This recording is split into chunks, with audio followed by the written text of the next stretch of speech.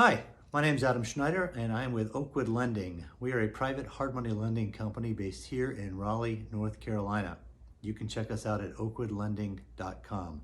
And I'm doing a series of videos to help people who want to be hard money lenders or people who are going to be working with hard money lenders in some form. And so today's topic is going to be, if you're a lender, how much equity should you have? In other words, what should be the loan to value or the LTV for you?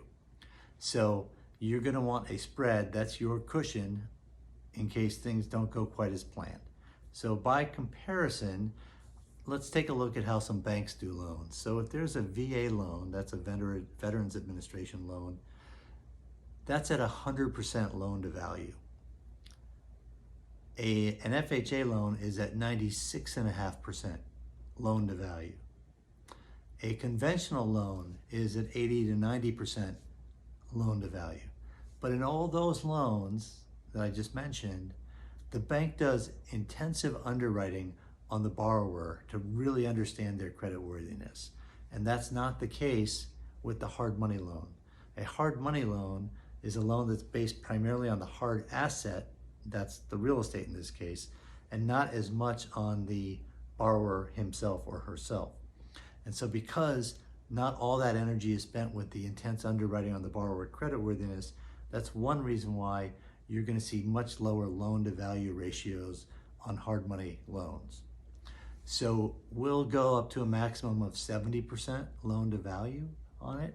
So as an example, if there's a property and it's worth $100,000 and it needs $20,000 in repairs, that's something where we would say 70% of 100,000 is 70,000 minus the 20 in repairs, and we would lend up to 50,000 for the acquisition.